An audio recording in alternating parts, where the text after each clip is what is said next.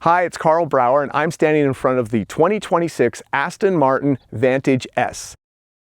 This is the new Halo model that sits at the top of the Vantage line. It comes in both coupe and convertible form, and it includes the same 4-liter twin-turbocharged V8 that the Vantage has, as well as the same ZF 8-speed automatic transmission.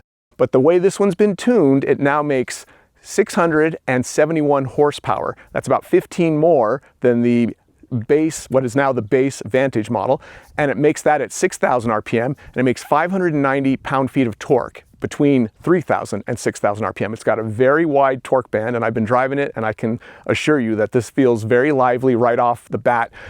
Also contributing to that very responsive feel to the throttle pedal is the 3.08 final drive ratio. That's a relatively high drive ratio, and it really kicks this thing forward right off the starting line when you're breathing on the throttle. And if you get aggressive, that throttle goes to the rear wheels very quickly. The back end will get a little loose on you if you don't have your traction and stability control on. Plenty of power. Now, Aston Martin liked to brag that this car, even with only 656 horsepower in the Vantage version, was already at the top of its class in terms of the horsepower it came with. But now you've got another 15 horsepower. It will get it to 60 miles per hour in 3.3 seconds, or 0.1 second faster than the base Vantage model now. And it does have a 202 mile per hour top speed. And if you get the convertible version, if you look at all the acceleration figures from 0 to 60 and on up, it's about 0.1 seconds slower because the convertible, of course, weighs a bit more.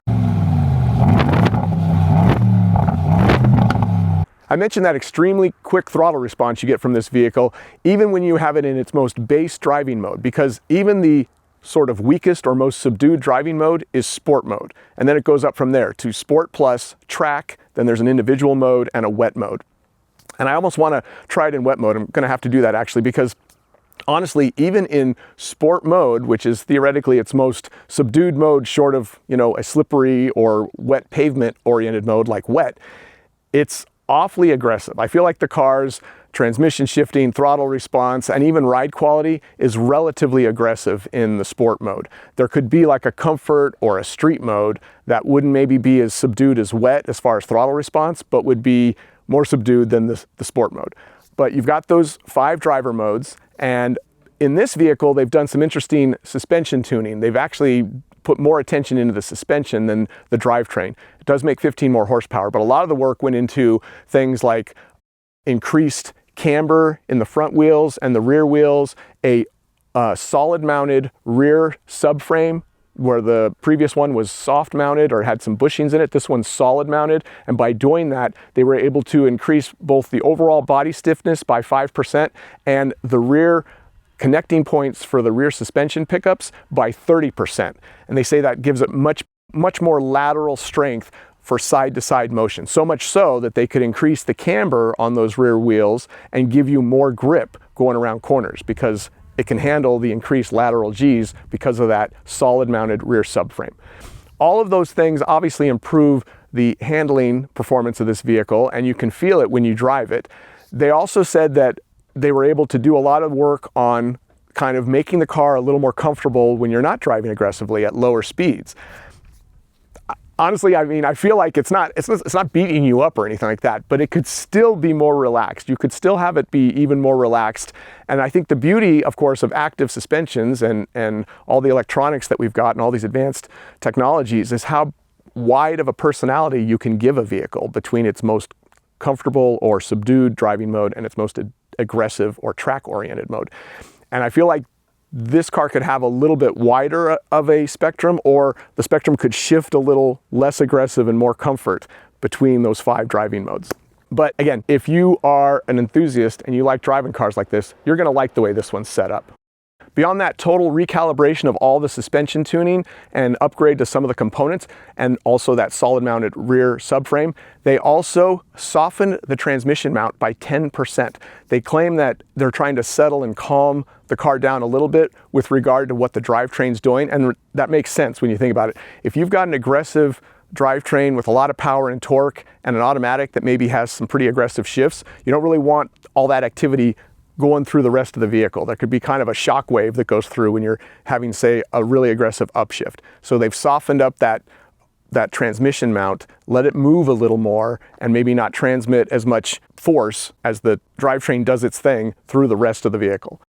The other thing Aston Martin told us is that they had already worked very closely with Michelin to dial in these Michelin Pilot Sport tires for the Vantage, and they didn't need to update them or change them at all for the tuning they've done for the Vantage S. You still get 21-inch wheels and tires front and rear. They're 275 35s up front and 325 30s in back.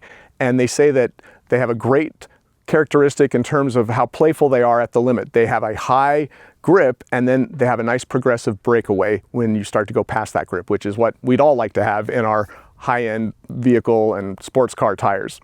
And this vehicle does have an electronic rear differential, and one other difference between the Vantage and Vantage S is that the Vantage had downforce only on the rear. But the way they've done the aero and updated it, it now has downforce on the front and the rear, which is nice when you're going to go over 200 miles an hour like this car can do. Beyond the amazing grip offered by these Michelin Pilot Sport Cup tires, I want to talk about this very cool wheel design that only this press car had that I saw when we were parked together at the hotel before we all took off on our driving loops. This kind of flat black wheel, 21-inch wheel, is cool, but that red insert that they've got going on the spokes and around the outside at 5 locations, very neat. It is an option on the window sticker. It's called the Rosso Corso option for the wheels. I highly recommend it if you're going to get the black wheels. Those are kind of the main mechanical changes between the Vantage and the new Vantage S, but I'm going to get in it and drive it right now and see kind of how they all feel from an execution point. I've had a few miles in it, gone around a few corners, know that it's an extremely alert and ready to go vehicle, even in its most subdued driving mode, but let's get in it and really experience it on these great Southern California roads here right next to the Pacific Ocean. Between the broad torque band that this V8 provides and that rather aggressive gear ratio, this car really wants to go. As I mentioned, it just, even minor throttle inputs result in major activity in terms of forward thrust. And I think that's a good thing. That's what you want in a performance car. If you're on a tight, twisty road like this one we're on right now, right off PCH, you just got to be prudent because the car's going to gather speed extra quick, and you know, it does weigh probably about 4,000 pounds, I think I saw. It's about a 2-ton vehicle, so you got to manage that weight against the power, but oh gosh, it has the power, there is no question there. And also incredibly confident brakes, and probably the best aspect of this vehicle is the steering input, and the throttle response with that steering input is much easier to manage because you feel like I'm going to be able to control the car. It doesn't feel like it's going to get away from me because it's a very responsive vehicle, even at this weight and even on a twisty road like this.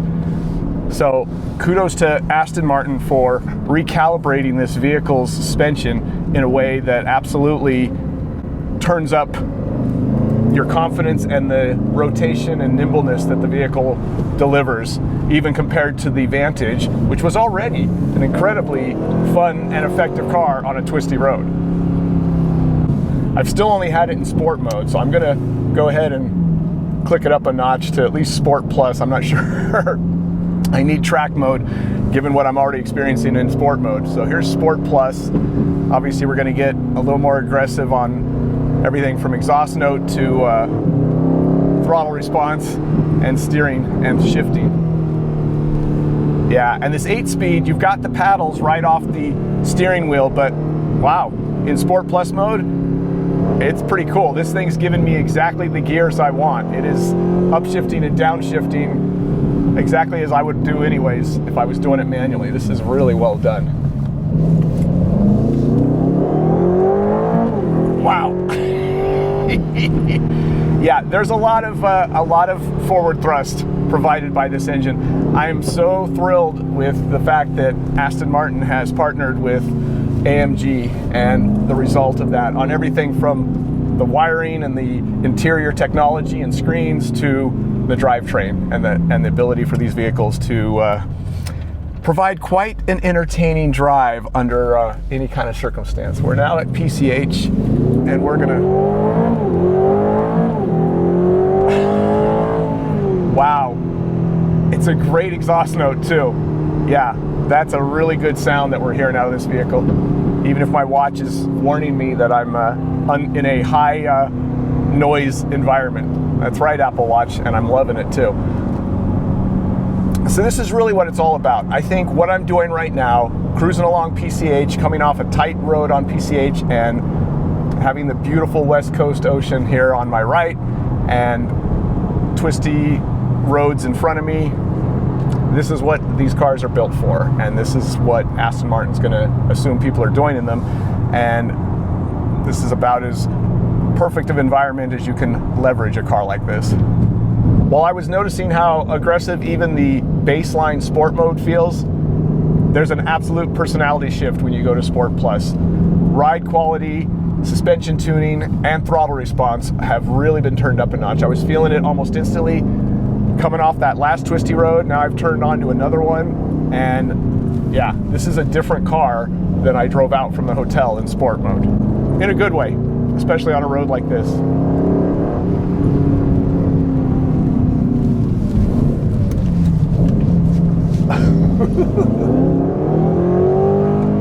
Yeah. You definitely want to control yourself in a vehicle like this. I think Aston Martin has pretty much exactly what I'm doing in mind for people who buy a Vantage S. A twisty road right off PCH with all the torque and forward thrust you would ever want. Definitely fun. Aston Martin had talked about how these Michelin Pilot Sport Cup tires are very, not only high lateral grip, but progressive when they break away, and I will confirm that that is true. There's a lot of friendliness and kind of reassurance once you realize that. You can drive the car that much more aggressively because you're confident it's not going to just bite you out of the blue. It's going to behave itself even at and slightly past the limit. Not surprisingly, the cabin of the Aston Martin Vantage S feels a lot like the Aston Martin Vantage. If you're familiar with one, you're going to be familiar with the other one. This one's got what you would expect, everything from this great 3-spoke steering wheel with high quality Alcantara leather on the rim to the same kind of treatment on the door panel, more high quality leather, and some very cool carbon fiber trim here. You also see the center console with controls dedicated for things like temperature, fan, and volume, and your trademark Aston Martin engine start button. You do have dual screens here, a center screen, touch screen, and then your primary gauge cluster here. I'm a big fan of these Aston Martin seats. Not only are they comfortable and supportive with excellent bolstering top to bottom, but in this particular spec, they've got these great red highlights, kind of echoing what you see on the wheels outside. And of course, red seat belts to keep the theme going. It may be a sports car, but the Aston Martin Vantage S has a surprisingly large trunk area. And in addition to it, you also get an extra shelf here between the trunk and the cabin. It's great to see Aston Martin continue to build on its Vantage portfolio and come out with this S model that's even more capable. Not a big horsepower bump, but definitely an overall refinement and improvement between all the suspension tuning and the even exterior, some aero work to give it some more downforce, and absolutely the responsiveness of the throttle and the transmission. Also a little more refinement with that transmission being softer mounted, so it's not sending maybe as much jarring activity from the drivetrain into the body and into the passenger cell. Now this vehicle starts out at $196,000, and it's got special options like the $10,800 Alcantara interior. It's got the exterior black wings for $1,800. It's got the brake discs of carbon ceramic, that's $10,800. And it has that great wheel graphic, that Rosso Corso I told you about. That one's $5,800, but it really makes the wheels look fabulous. I think people who are buying cars like this, that's what they want. They want that Aston Martin look and that Aston Martin personality. The fact that these now have AMG drivetrains, and the foundation of the wiring and all the interior displays comes from a company like Mercedes-Benz. It's a great pairing. We've seen it for years with these vehicles, and this is yet another one that feels like this incredibly stable, well-executed vehicle from an engineering standpoint, kind of Mercedes-esque, but all the British fun that you want from the driving personality, the exhaust note, and the seductive styling that this Aston Martin brand has been known for decades. Great combination, great execution. Good job, Aston Martin. If you already like the Vantage, you're gonna like the Vantage S even more.